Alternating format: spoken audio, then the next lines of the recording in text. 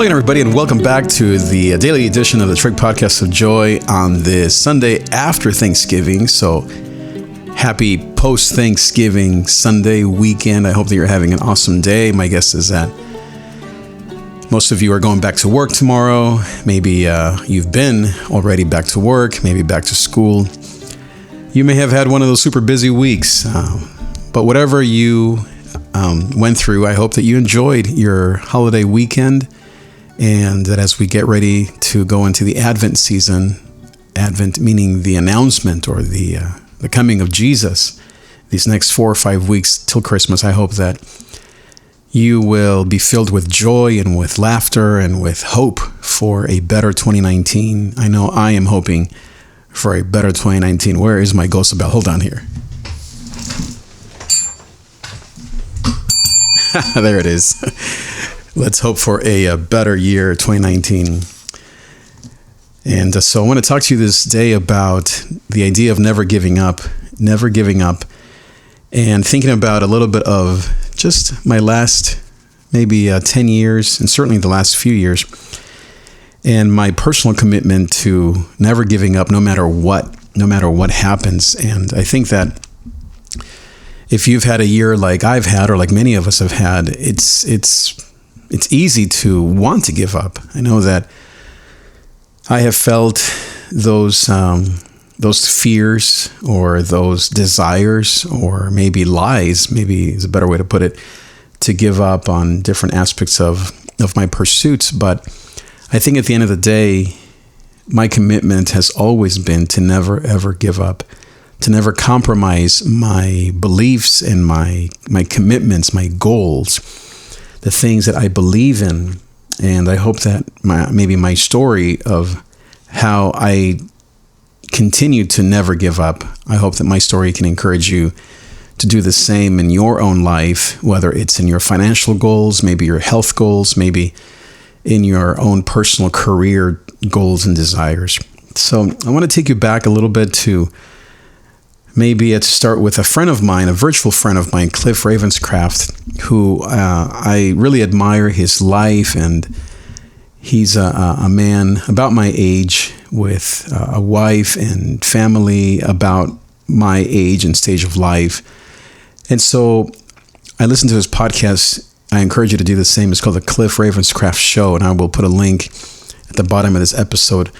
But the last maybe year or so, he's been talking a lot about his own change in his life, from his life as a podcaster to now being a motivational speaker, and the ups and downs of that transition financially, as far as reach and who follows him now, and people criticizing him and all the rest, and how he continues to persevere. And even today I was watching one of his Facebook Lives on YouTube. I no longer do Facebook or Instagram or anything really except for Facebook.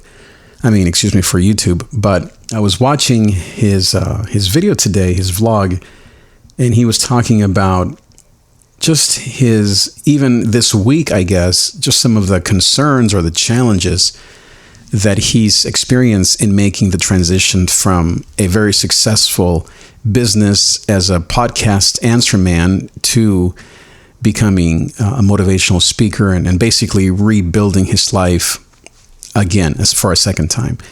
And it got me thinking about how I've done the same thing. And my guess is that many of you who listen to me, I have about maybe 60 or so of you subscribers and about maybe 8 or 9 downloads per episode.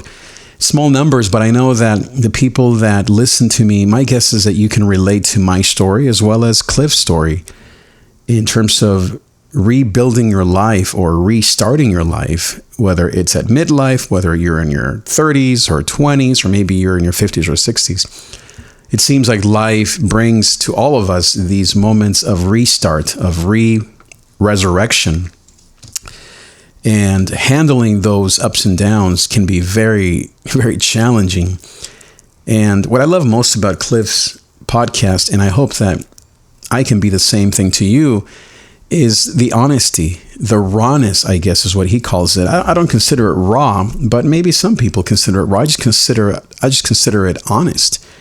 And so I want to do the same thing and walk you through a bit of my own reinventing, reimagining of my life from A to B, and how I'm doing that, and my commitment to never ever giving up no matter what. Let me say one last thing. Speaking of impact, I am thankful for my friend Herman. I don't know if you listen to this, Herman, but perhaps you do.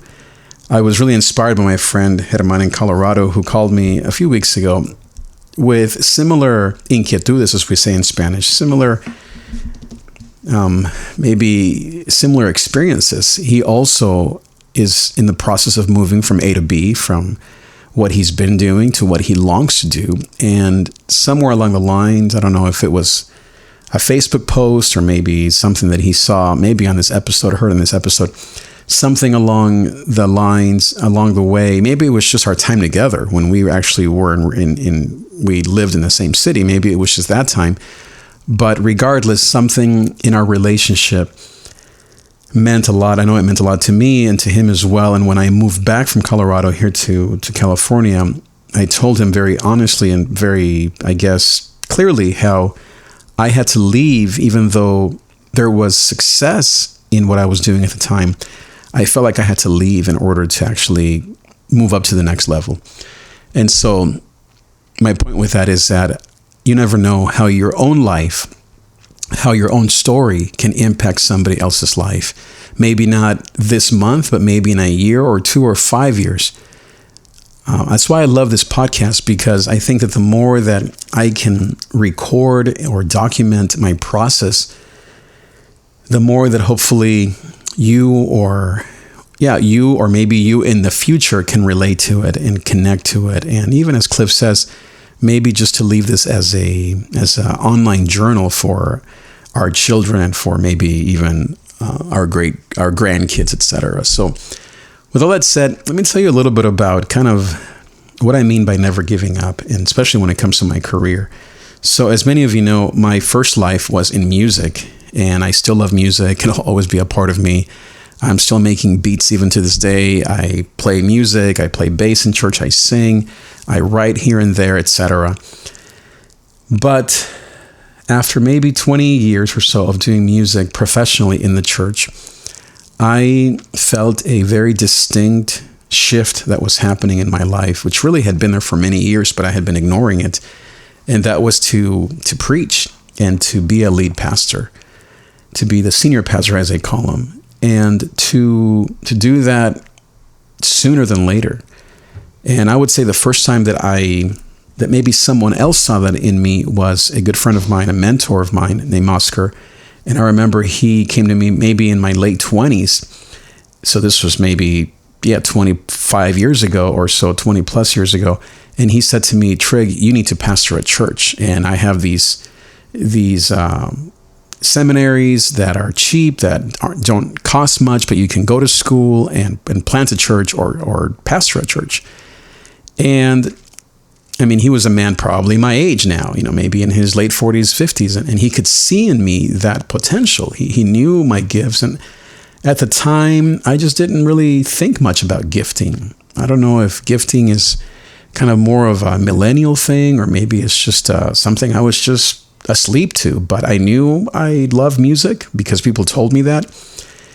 And I knew that I loved the church, and I love to speak and to communicate. Always have, always will.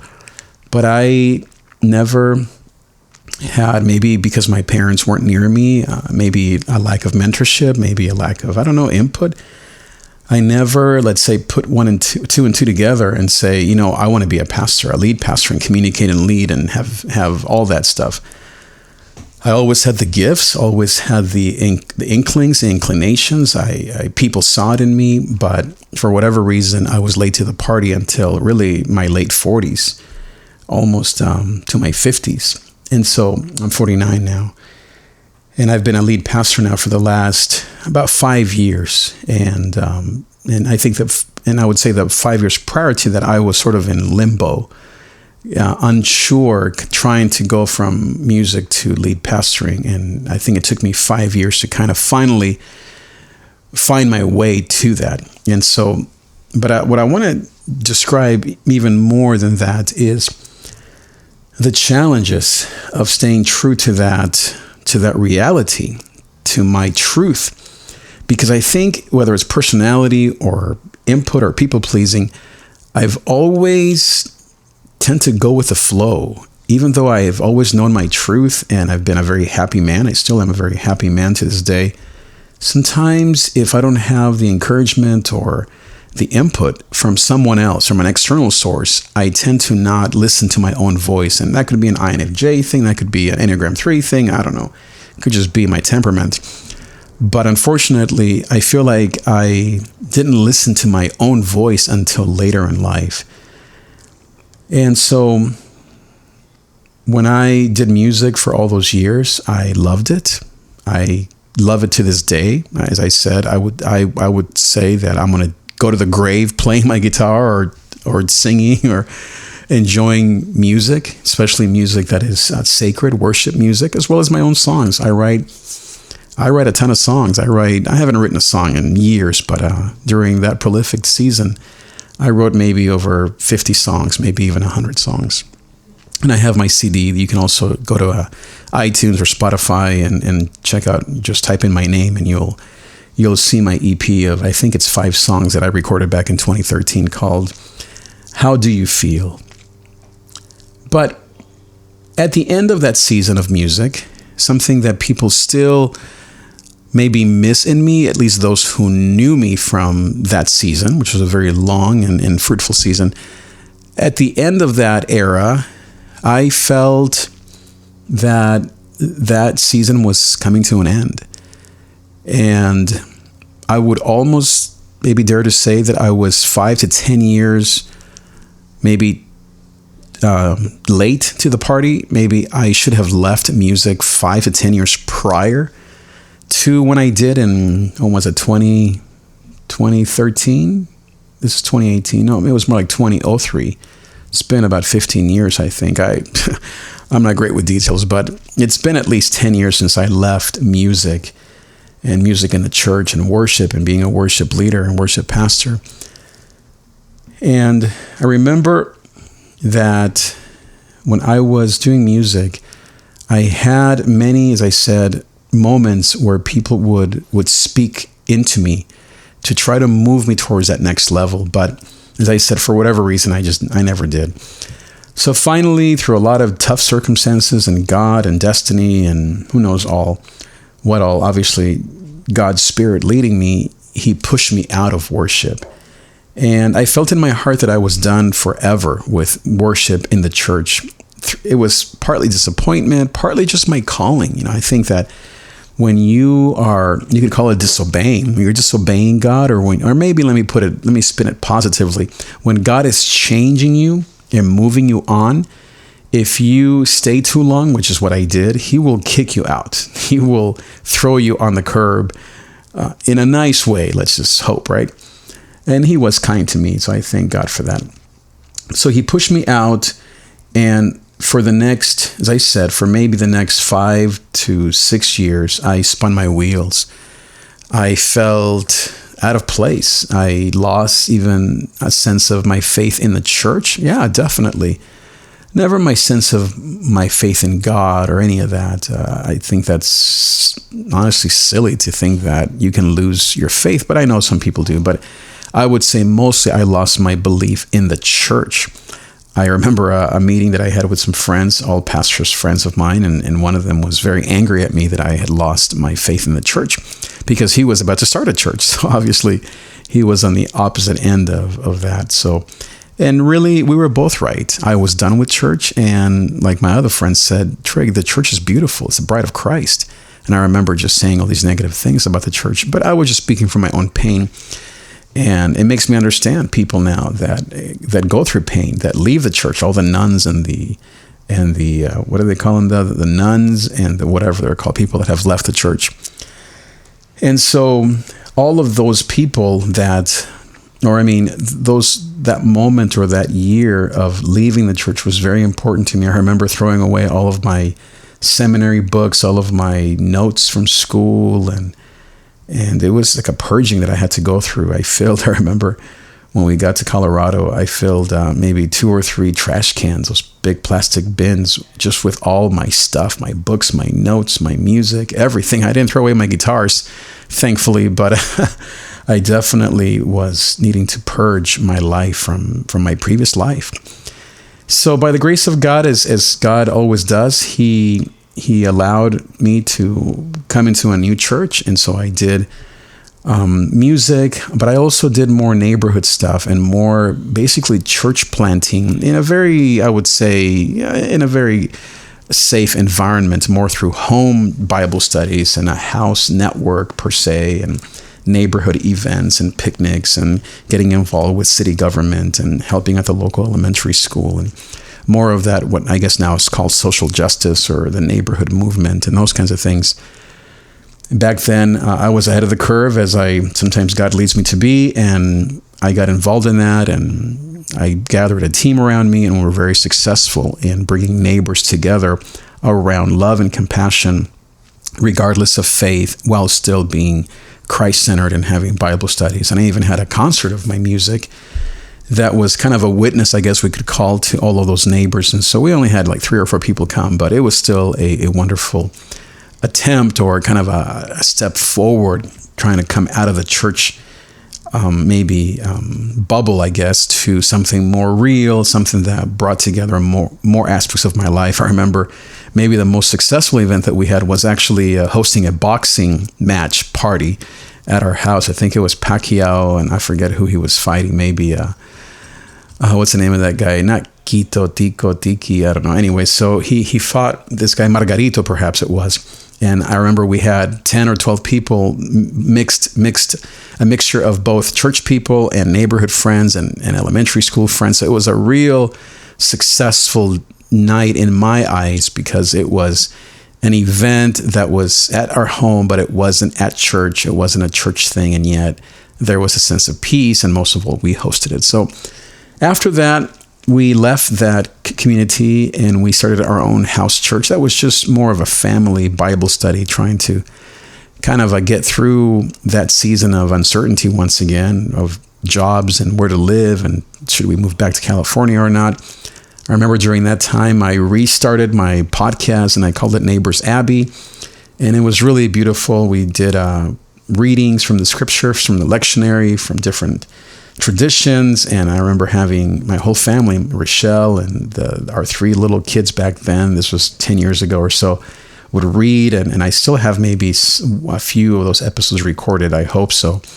I remember I hosted that particular podcast on the old iWeb.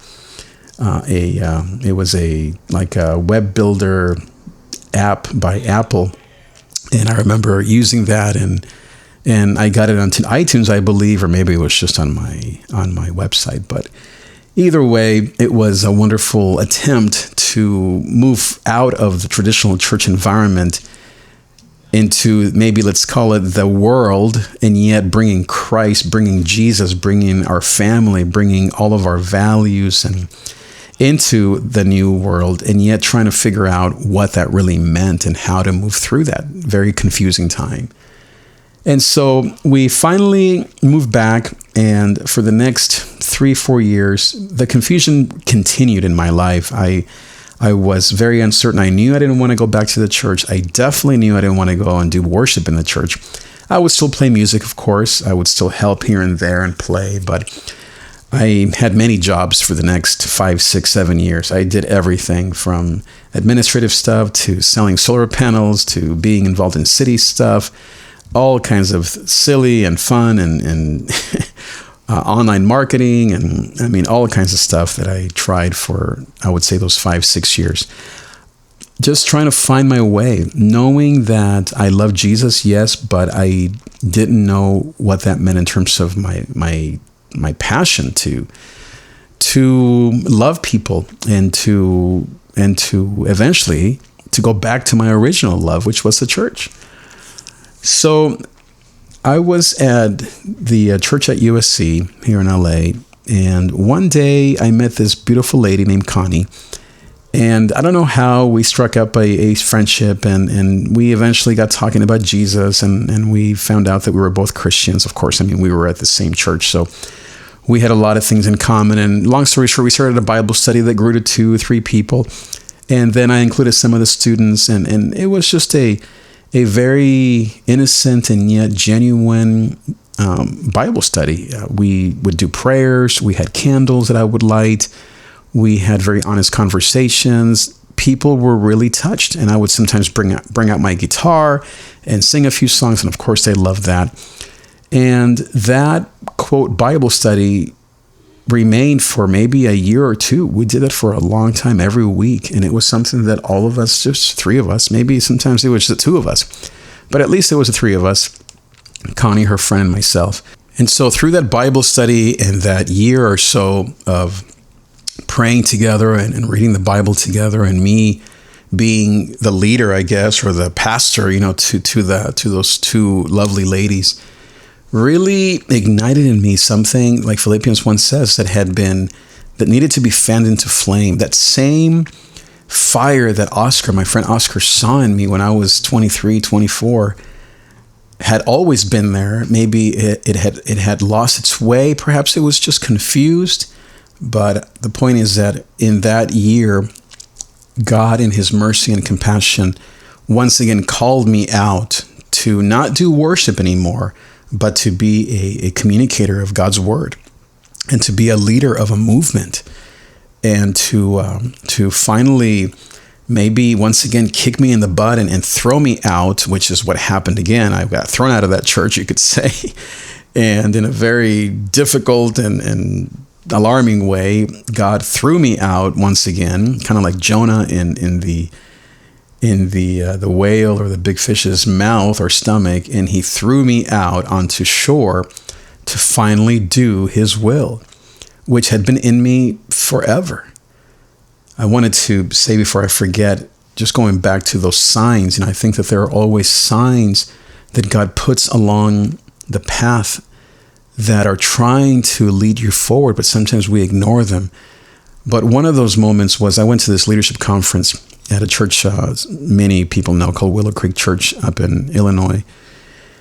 And I remember this conference was on leadership, right? And one of the things that I had always been discouraged on by my fellow peers, by people in general, was in my leadership skills. I remember this one, quote, mentor of mine who, I guess I should forgive him by now, and maybe I am.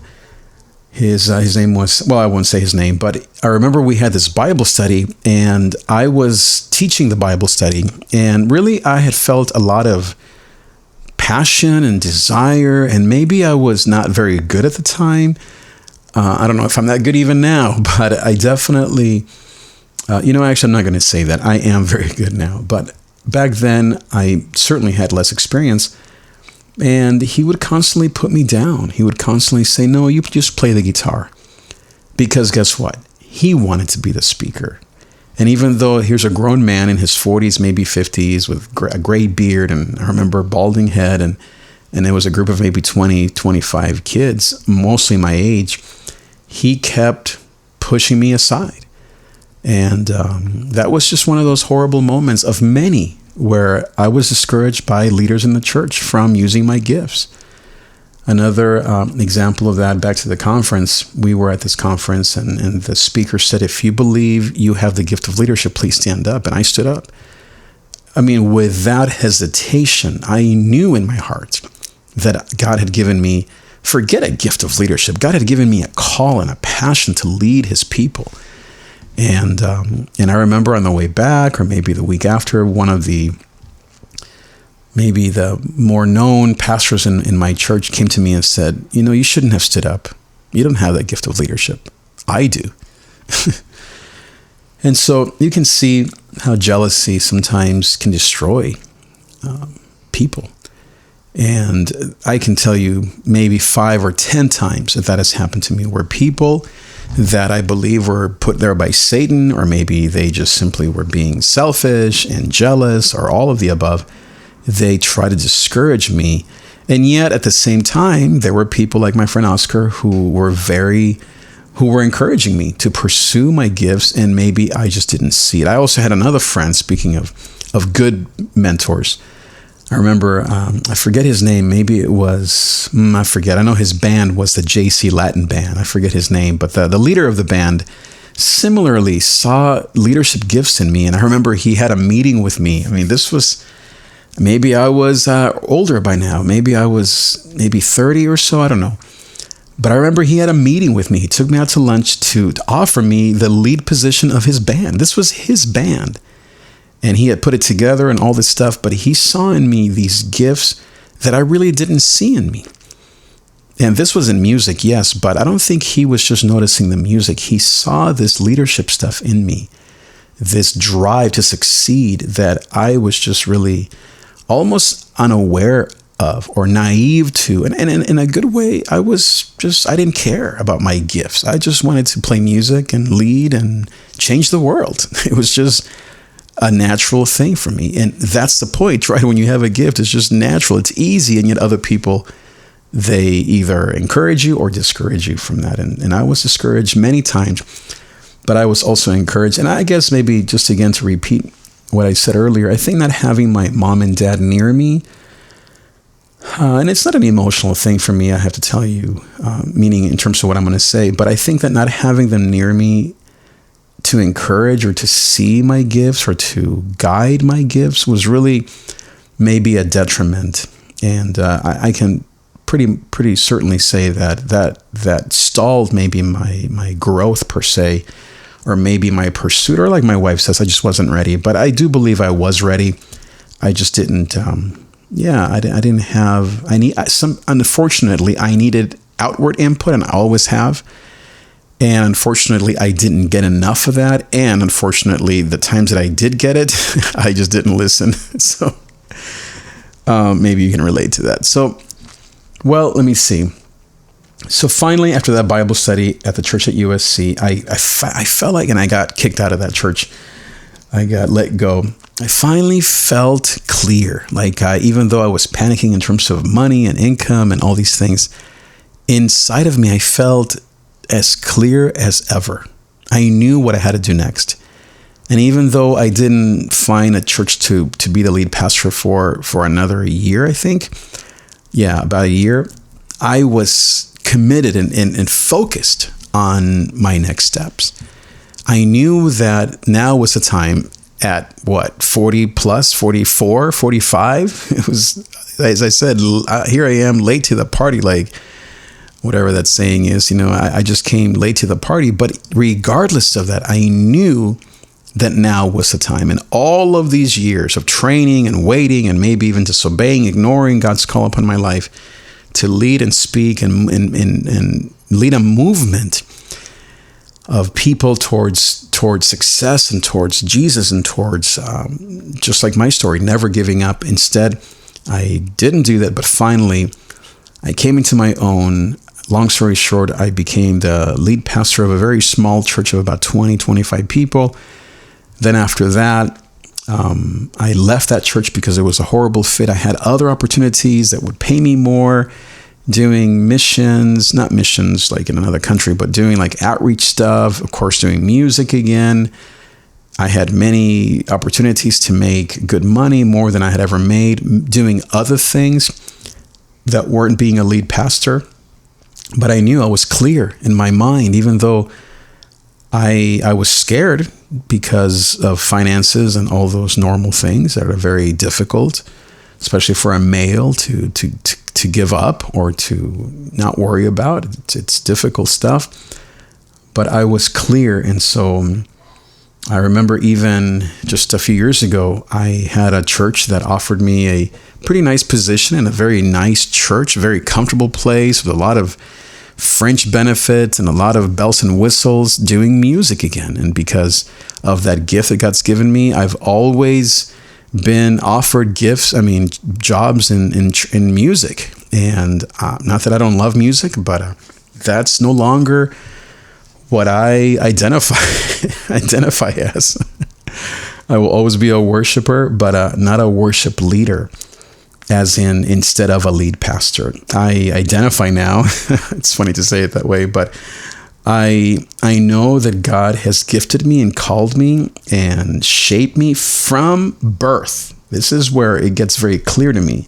Since my mother's womb, like Psalm 139 says, to be a leader in the church, to speak his word, to use my voice and yes, my guitar, to encourage people to never give up and to follow their God-given adventure, to find grace amidst any crisis, to discover who they love, and to never give up.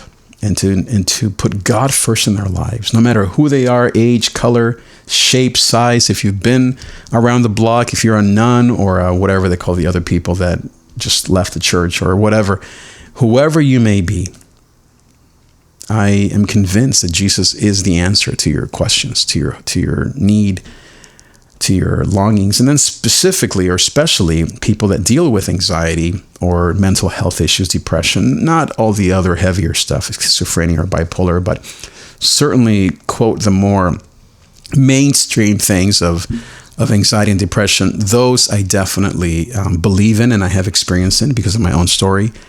And I want my church to have a ministry to that area where this is not some Friday night thing or Monday night thing, but where anxiety and depression and mental health issues are spoken about openly, not just to the homeless person, not just to the quote local, all that stuff, but I'm talking about the all-stars. I'm talking about people like you and me who have hidden concerns with depression, anxiety, fear, shame. And so because of what God's done in my life, my church and my churches from here on out will always have a generous ministry to people in the area of mental health, as well as I would say the other three priorities for me.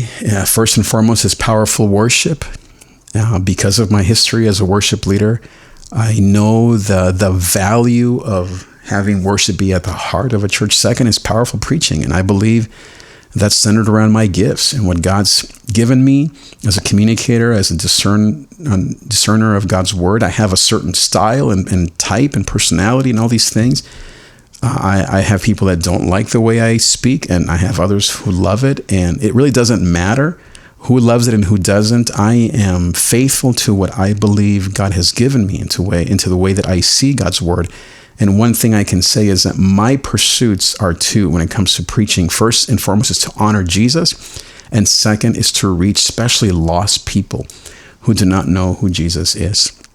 And then maybe third, it would be to mobilize the church, the Christian, to be missional kingdom people in the world, salt and light, like Matthew 5:6 talks about. And so for the last few years, I've done that, and it hasn't been easy. I am not necessarily winning per se, or meaning successfully. My church is small. We've lost people. We've been through budget and are still going through budget issues. And at times I second guess myself and doubt my gifts and all these things and my preaching and my leadership. And of course, Satan and my own fears are going to go right to the things that I've always heard that I'm not very good at, right? Leadership and speaking. And yet those are just the negative voices. Those are the voices of darkness, of Satan that want to discourage me. I know and I'm convinced of who I am and how God has made me. And I know that in time I will find my tribe. And in time I will find that those numbers, and I believe there will be hundreds, if not thousands of people that will listen to me, and not just me, of course, but Christ in me, the hope of glory, and that will be drawn to his name because of the way that I communicate, and most of all through what God is doing in my life and my love for people and my desire to see people's lives be changed, and especially for, as I've mentioned, people that maybe want to give up because of discouragement, because of immigration issues, because of race things, because of mental health issues, all the stuff that I've been through and more. Especially I speak to those people, and especially I love young people in their 20s and 30s, because that's when God got a hold of me. And so when I see a 20-something, I see myself in them. And when they struggle, I see myself in them. And when they want to figure out life, and yet they don't know who they're going to marry or job or family, or if they're immigrants or bicultural or whoever they may be, I can relate And I long to bring hope to that young person or young couple. And that's what I'm committed to doing. And even though right now I'm not seeing a ton of success in terms of the traditional butts and budgets, I believe that it'll come. I am convinced it'll happen because I believe in God's calling upon my life. I've had enough encouragement along the way. I feel more encouraged than ever in my current situation as far as my teaching and leadership gifts. I am still new to this late party. I've only been doing this for a few years. And yet I feel like all of my life has prepared me for this moment and more. And yes, I will be 50 next year. I wish I was turning 30 next year so I could have 30 more years of this, not just 10. But so be it. This is where I'm at. And I am going to, at least for the next 10 years, going to give this my all. And to give my current church or wherever God leads me, but I believe that it'll be at my current church, to see it be a successful, thriving, large 1,000-member church, multi-ethnic, with, as I said, powerful worship, powerful preaching from God's word, powerful ministries to young and old, with a bent and a real love for, especially for young people and for those that deal with mental health issues, and a real place of just power and joy and grace and multi-ethnic families. And, I saw these two families across the street from us here. This is, obviously the Thanksgiving weekend. And so a young family, I think it was the daughter with her dad. The dad was probably in his 50s, about my age, and she was maybe 23, 24. And I think it's the daughter who lives there with her husband or something. And I asked my wife, Rachel, I said, so who do you think we would most likely reach through our church? The daughter who's 23 and who's maybe bought a house, maybe has a husband, and maybe a young little boy or girl is on the way soon, or the dad? And they're white, by the way, just because, those things matter in terms of, fit and such. And my wife said, and I think she's right, she said both. We could reach, and we are the church for both of them. And then right next door to them is another family combination very similar to the first. It's a young girl, maybe in her mid-20s, and her husband or boyfriend or whatever, also in his mid-20s. And they live there, and I think it was, maybe the girl's mom who was there, in her 50s or something. And the same thing, I asked Rochelle, so who do you think we would reach? Who's our church for? And she said, for both. And she said, we are the church where you and your parents can come and worship, or you and your kids. And I thought, man, that is so right. That is really true, right? It's exactly who we are.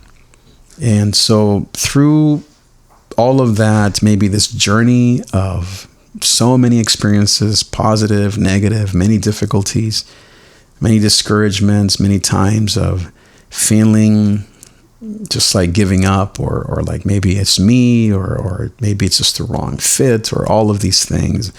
And I don't mean not just currently. I mean, I've been dealing with that for at least 10 years since I made this move towards this new life as a lead pastor and as a communicator. I have always heard the voice of God clearly, loud and clear, saying to me, never give up. I am with you. This is your calling. This is your gifting. I am with you. And I relate to Moses and Joshua and David and Solomon and Jonah and Peter and Job and all of these Moses and all of these Abraham, all of these amazing men and women of God who doubted, especially Moses. And I would say certainly Joshua, who would often say to God, are you sure I'm the one?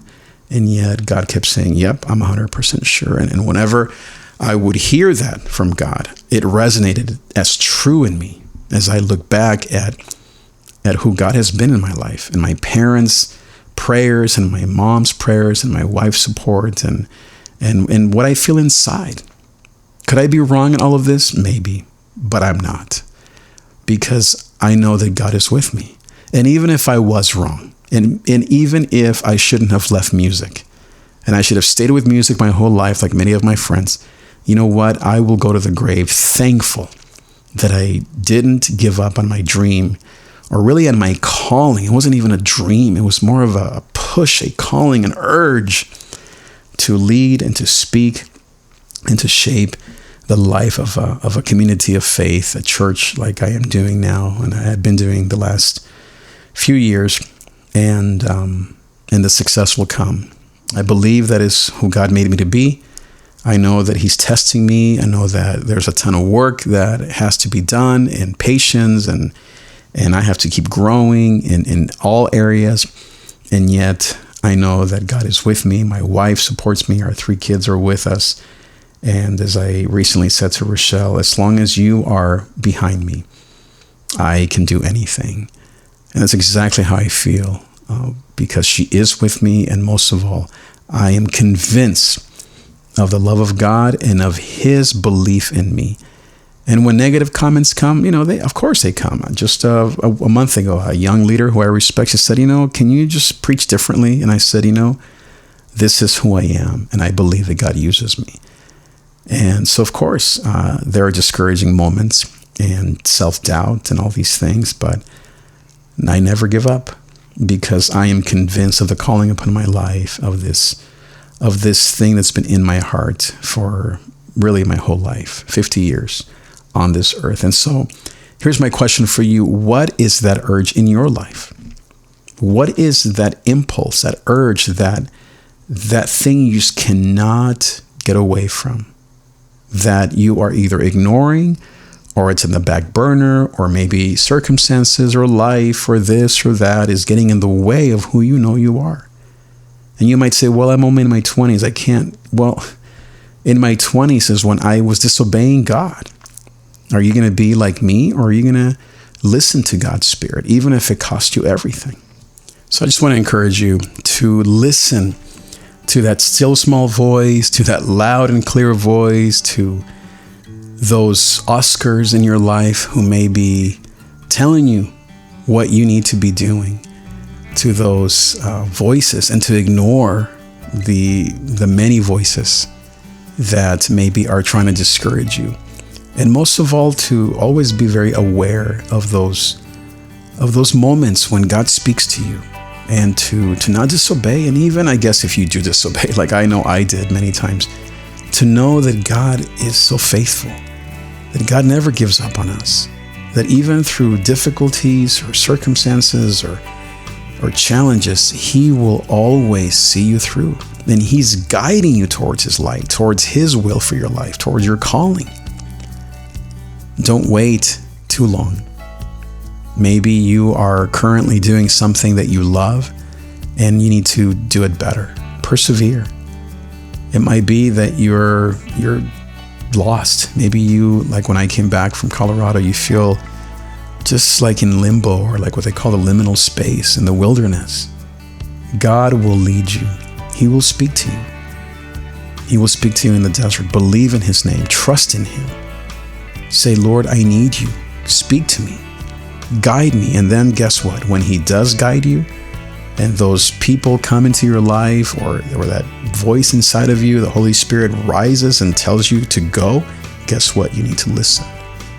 You need to obey God. And if you're maybe just in the middle of the mundane, of the 9 to 5, of you're not listening, you're not hearing any great messages from God, you're not messing anything up, you're just kind of doing the same old, guess what? Ask God for what you should be doing. Listen to God.